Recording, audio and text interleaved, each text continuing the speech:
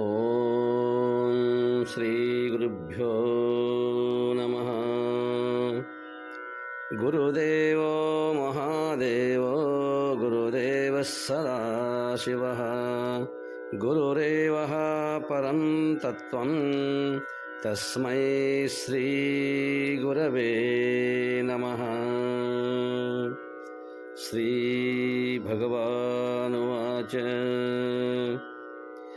ವೇದಾವಿನಾಶಿನಂ ನಿತ್ಯಂ ಯ ಏನಮಜಮವ್ಯಯಂ ಕಥಂ ಸ ಪುರುಷಃ ಪಾರ್ಥ್ ಕಂ ಘಾತಯತಿ ಹಂತಿಕಂ. ಎಲೈ ಪಾರ್ಥ, ಈ ಆತ್ಮನು ಅವಿನಾಶಿ, ನಿತ್ಯ, ಜನ್ಮರಹಿತ, ನಾಶವಿಲ್ಲದವನೆಂದು ತಿಳಿದಿರುವ ಆ ಪರಮಪುರುಷನು ಯಾರನ್ನು ಹೇಗೆ ಕೊಲ್ಲಿಸುತ್ತಾನೆ, ಯಾರನ್ನು ಹೇಗೆ ಕೊಲ್ಲುತ್ತಾನೆ? ಪುಣ್ಯಾತ್ಮರೇ, ತಮ್ಮೆಲ್ಲರಿಗೂ ಪ್ರಣಾಮಗಳು.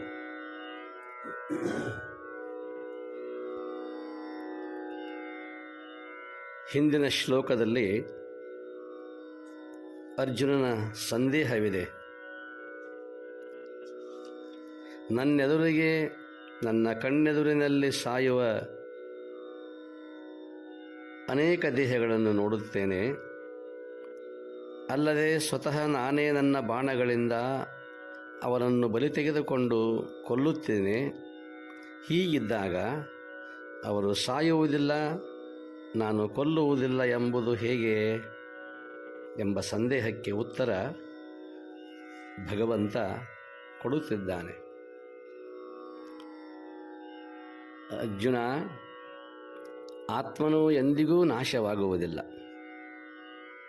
ಯಾವಾಗಲೂ ಏಕರೂಪ. ಅವನಿಗೆ ಹುಟ್ಟು ಇಲ್ಲ, ಕ್ಷಯವಿಲ್ಲ. ನಾವು ನೋಡುವ ಹಾಗೆ ಮಹಾದೇವಿ ಅಕ್ಕ ಸಾವಿಲ್ಲದ, ಕೇಡಿಲ್ಲದ, ರೂಹಿಲ್ಲದ, ಎಡೆಯಿಲ್ಲದ, ಕಡೆಯಿಲ್ಲದ, ತೆರೆಯಿಲ್ಲದ, ಭವವಿಲ್ಲದ, ಭಯವಿಲ್ಲದ, ನಿರ್ಭಯದ ಚಲುವು, ಕುಲ ಸೀಮೆಯಿಲ್ಲದ ನಿಸ್ಸೀಮ ಚಲುವನು. ಅಂತಹ ಮಲ್ಲಿಕಾರ್ಜುನನೇ ನನ್ನ ಗಂಡ. ಈ ಸಾವು ಕೆಡುವ ಗಂಡನನ್ನು ಇದು ಒಲೆಯೊಳಗಿಕ್ಕು. ಅಂದರೆ ನನಗೆ ಗಂಡರಾಗಬೇಕಾಗಿರುವಂಥವರು, ಗಂಡನ ಸ್ಥಾನದಲ್ಲಿರುವ ಆ ಗಂಡು ಇಂದಿಲ್ಲ ನಾಳೆ ಸಾಯುವವನೇ. ಆದರೆ ನನ್ನ ಗಂಡ ಅಂಥವನಲ್ಲ. ಆ ಕುರಿತು ಆ ಭಗವಂತನ ನಿರ್ಗುಣ ನಿರಾಕಾರ ಬ್ರಹ್ಮದ ಸ್ಥಿತಿಯನ್ನು ಮಹಾದೇವಿ ಅಕ್ಕ ತನ್ನ ವಚನದಲ್ಲಿ ವರ್ಣಿಸಿದಳು. ತನ್ನ ಗಂಡನ ವರ್ಣನೆಯನ್ನೂ ಮಾಡಿದಳು.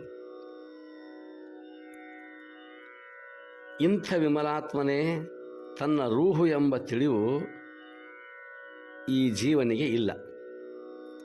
ಅವನ ತಲೆ ತುಂಬ ಬರೀ ಅನಿತ್ಯ, ಅಸ್ಥಿರ, ಅಪವಿತ್ರವಾದ ಭೋಗಾದಿ ವಿಷಯಗಳು, ಸಾಂಸಾರಿಕ ವಿಷಯಗಳೇ ಅವನ ಮನಸ್ಸಿನಲ್ಲಿ ನೆಲೆಸಿವೆ.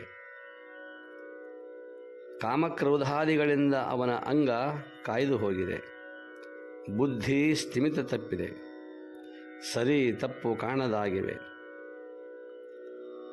ತಿಲಮಾತ್ರದ ಮಾತ್ರ ಸ್ಪರ್ಶ ಸುಖಕ್ಕಾಗಿ ದುಃಖದ ಭಯಾನಕ ಪ್ರಪಾತಕ್ಕೆ, ಹಾಳು ಬಾವಿಗೆ ತಲೆಯೊಡ್ಡಿದ್ದಾನೆ.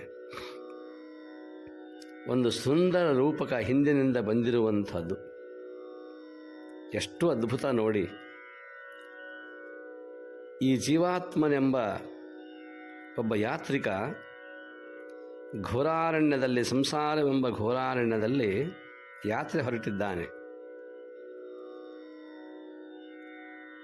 ಆ ಯಾತ್ರೆಯ ಕಾಲದಲ್ಲಿ ವನರಾಜ, ಸಿಂಹ, ಹುಲಿ, ಕರಡೆ, ಚಿರತೆ ಇವೆಲ್ಲ ಅನೇಕ ಕಾಡು ಪ್ರಾಣಿಗಳು ಈ ಜೀವನೆಂಬ ಯಾತ್ರಿಕನಿಗೆ ಮುತ್ತಿಗೆ ಹಾಕಿವೆ, ಹರಿದು ತಿನ್ನಬೇಕೆಂದು.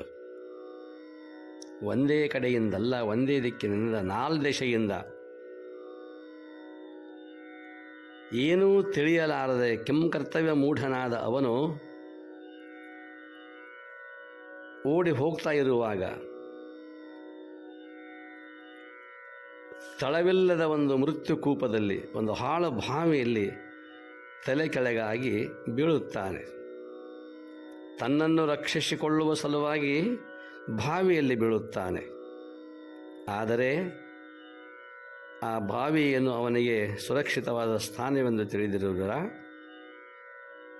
ಕೆಳಗೊಂದು ಭಯಾನಕವಾದ ಕಾಳಿಂಗ ಸರ್ಪ,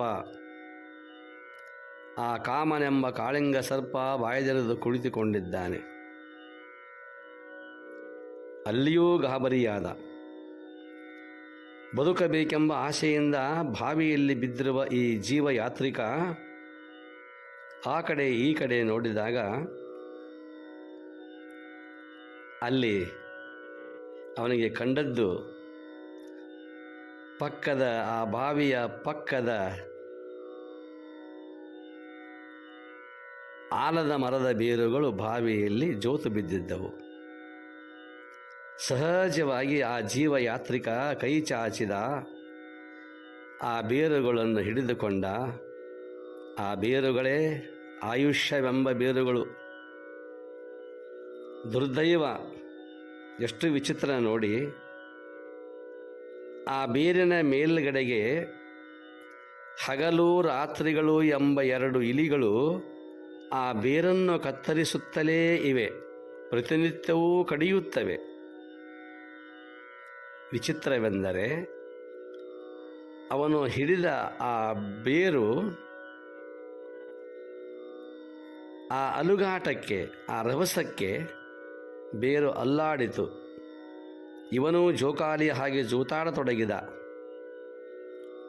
ಆ ರಭಸಕ್ಕೆ ಆ ಬೇರಿನ ಮೇಲ್ಭಾಗದಲ್ಲಿರುವ ಇಂದ್ರಿಯ ಭೋಗವೆಂಬ ಜೇನು ಹುಟ್ಟು ಇತ್ತು. ಅದು ಭೋಗ. ಮಧು ಇದೆ, ತುಂಬಿಕೊಂಡಿದೆ. ಮಧು, ಜೇನುತುಪ್ಪ ತುಂಬಿಕೊಂಡಿದೆ. ಆ ಅಲುಗಾಟಕ್ಕೆ ಕಷ್ಟಕೋಟಲೆಗಳೆಂಬ ಜೇನ್ನೊಣಗಳು ಎದ್ದು ಜೋತಾಡುತ್ತಿರುವ ಈ ಜೀವನನ್ನು ಮುತ್ತಿಕೊಂಡವು. ಒಂದೊಂದೇ ಬಂದು ಬಂದು ಬಂದು ಬಂದು ಕಡಿಯುತ್ತಲೇ ಇವೆ, ಹಿಂಸೆ ಕೊಡುತ್ತಲೇ ಇವೆ. ಆದರೆ ಇವೆಲ್ಲದರ ಮಧ್ಯದಲ್ಲಿ ಆ ಜೇನು ಹುಟ್ಟಿನಿಂದ, ಇಂದ್ರಿಯ ಭೋಗದಿಂದ ಸುಖದ ಕೆಲ ಹನಿಗಳು, ಒಂದೊಂದೇ ಹನಿ ಆ ಜೇನು ಗೂಡಿನಿಂದ, ಜೇನು ಹುಟ್ಟಿನಿಂದ ಕೆಳಗೆ ಬೀಳುತ್ತಾನೇ ಇತ್ತು. ಆ ಸಂದರ್ಭದಲ್ಲಿ ಕಾಳಿಂಗ ಸರ್ಪ, ಮೇಲಿರುವ ಕಾಡು ಪ್ರಾಣಿಗಳು,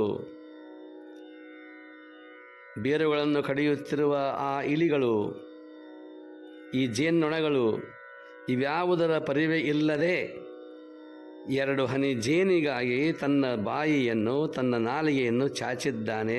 ಆ ತುಪ್ಪದ ಸವಿಯನ್ನು ಸವಿಯುತ್ತಿದ್ದಾನೆ.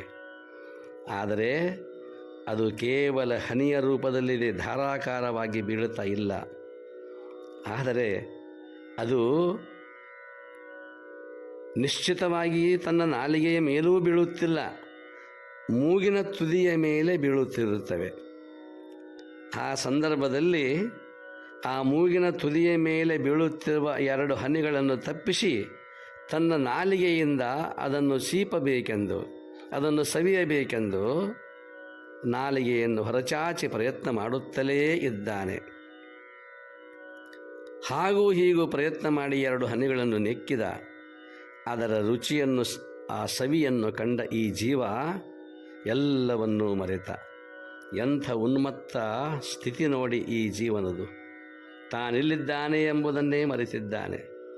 ಇಂಥ ಸಂದರ್ಭದಲ್ಲೂ ಸಹಿತ ಭಗವಂತನ ಆ ಸ್ಮರಣೆ ಬೇಕಲ್ಲವೇ? ಇಂಥದರಲ್ಲಿ ಭಗವಂತ ಹಾತೊರೆದು ಕುಳಿತುಕೊಂಡಿದ್ದಾನೆ.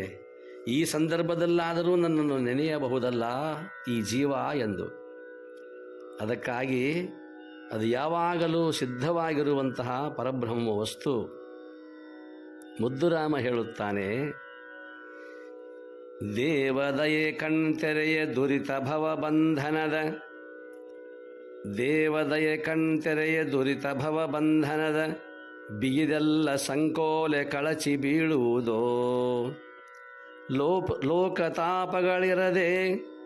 ಲೋಕತಾಪಗಳಿರದೆ ಅಂದು ನೀ ಭಯಮುಕ್ತ, ಬಯಸು ಆ ಸನ್ನಿಧಿಯ ಮುದ್ದು ರಾಮ, ಬಯಸು ಆ ಸನ್ನಿಧಿಯ ಮುದ್ದು ರಾಮ.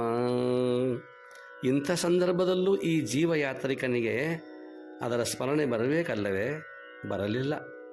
ನಮ್ಮೆಲ್ಲರ ಬದುಕು ಇದೇ ರೀತಿ. ಇದು ಕೈಗೆ ಬಂದ ವಿಷಯ ಎಷ್ಟು ಕಾಲ ಬಿದ್ದೀತು ಹೇಳಲು ಬಾರದು.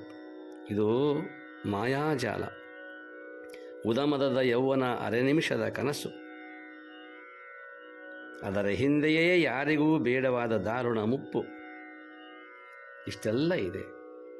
ಆದ್ದರಿಂದ ಈ ಅಹಂಕಾರ ವ್ಯಾಮೋಹಗಳ ಕಟ್ಟು ಒಡೆದು ಅನಿತ್ಯ ಅನಾತ್ಮ ಜಗತ್ತಿನ ಗಡಿ ದಾಟಿ ನಿರ್ಮಲ ಆತ್ಮಾಕಾಶದಲ್ಲೇ ಪ್ರವೇಶಿಸಿದ ಜ್ಞಾನಿಯ ಬದುಕು ತದ್ವಿರುದ್ಧವಾದುದು. ಜೀವನು ದುಃಖಿ, ಜ್ಞಾನಿಯೂ ಸದೈವ ಸಂತೋಷಿ.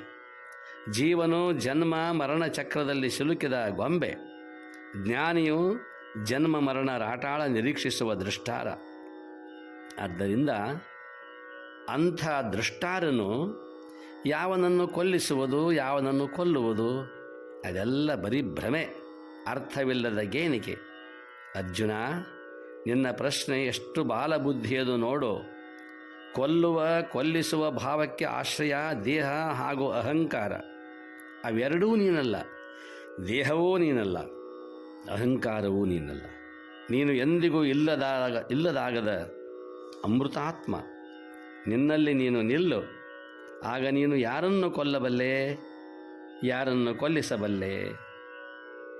ಅರ್ಜುನ, ನೋಡಿಕೋ ನಿನ್ನ ಸ್ವರೂಪವನ್ನು ಎಂದು ಭಗವಂತ ಹೇಳಿದಾಗ ಅರ್ಜುನ ಪ್ರಶ್ನೆ ಮಾಡುತ್ತಾನೆ. ಮತ್ತೆ ದೇವ, ಆತ್ಮನು ಸಾಯುವುದಿಲ್ಲ, ಇದನ್ನು ಒಪ್ಪಿಕೊಳ್ಳುವೆ. ಈ ದೇಹ ಮಾತ್ರ ಹಾಗಲ್ಲವಲ್ಲ. ಆತ್ಮನಿಲಯವಾದ ಪವಿತ್ರ ದೇಹಗಳನ್ನು ಶಸ್ತ್ರಾಸ್ತ್ರಗಳಿಂದ ತುಂಡರಿಸುವುದು ನ್ಯಾಯ ನೀತಿಯ ಕಣ್ಣಿನಲ್ಲಿ ತಪ್ಪಾಗುವುದಿಲ್ಲವೇ? ನಾನು ಆತ್ಮಕ್ಕಾಗಿ ಶೋಕವನ್ನು ಮಾಡುವುದಿಲ್ಲ, ದುಃಖಿಸುವುದಿಲ್ಲ, ಅಳುವುದಿಲ್ಲ. ನಾನು ಅಳುತ್ತಿರುವುದು, ಶೋಕಿಸುತ್ತಿರುವುದು ನನ್ನ ಮುಂದೆ ಇರುವ ಈ ದೇಹಗಳಿಗಾಗಿ. ಅದಕ್ಕಾಗಿ ನಾನು ಶೋಕ ಮಾಡುತ್ತೇನೆ. ಆತ್ಮ ಇರಬಹುದು ಆಕಾಶದಂತೆ, ಆದರೆ ದೇಹಗಳು ನಮ್ಮ ಮುಂದೆ ಇವೆಯಲ್ಲ. ಮೋಡಗಳ ಹಾಗೆ ಇರುವಂತಹ ಚಿತ್ರವಿಚಿತ್ರ ಬಣ್ಣಗಳನ್ನು, ಚಿತ್ರವಿಚಿತ್ರವಾಗಿರುವಂಥ ರೂಪವನ್ನು ಹೊಂದಿರುವ ಆ ಮೋಡಗಳು ಆನೆಯ ತರಹವೋ, ಒಂಟೆಯ ತರಹವೋ, ಮೊಲದ ತರಹವೋ, ಜಿಂಕೆಯ ತರಹವೋ ಇರುವ ಆ ಮೋಡಗಳ ಆಕಾರ ನನ್ನನ್ನು ಆಕರ್ಷಣೆ ಮಾಡಿಬಿಟ್ಟಿದೆ. ಅವು ಸುರಿದು ಬೀಳುತ್ತಿರಬಹುದು, ವರ್ಷಾಧಾರೆಯಾಗಿ ಬೀಳುತ್ತಿರಬಹುದು, ಆದರೆ ಆ ಕಂಡ ಕ್ಷಣದಲ್ಲಿ ಮಾತ್ರ ಸತ್ಯವಲ್ಲವೇ? ಹಾಗೆ ಈ ದೇಹಗಳು ಸತ್ಯವಲ್ಲವೇ? ಇವುಗಳ ಮೂಲಕವಲ್ಲವೇ ನಾವೆಲ್ಲವನ್ನು ಸಾಧಿಸುವುದು? ಅಂದಾಗ ಶೋಕ ಮಾಡಬೇಡ ಎಂಬುದು ಹೇಗೆ? ಅದಕ್ಕಾಗಿ ನಾನು ಶೋಕಿಸುತ್ತಿರುವುದು ಆತ್ಮನಿಗಲ್ಲ, ಈ ದೇಹಗಳಿಗಾಗಿ. ಉತ್ತರಿಸು ದೇವ, ಕೃಪೆ ಮಾಡು ದೇವ ಎಂದು ಬೇಡಿಕೊಳ್ಳುತ್ತಿದ್ದಾನೆ ಅರ್ಜುನ. ಅದಕ್ಕೆ ಉತ್ತರಿಸುತ್ತಾನೆ ಭಗವಂತ ನಾಳೆ. ಸರ್ವರಿಗೂ ಪ್ರಣಾಮಗಳು. ಓಂ ಶಾಂತಿ ಶಾಂತಿ ಶಾಂತಿ.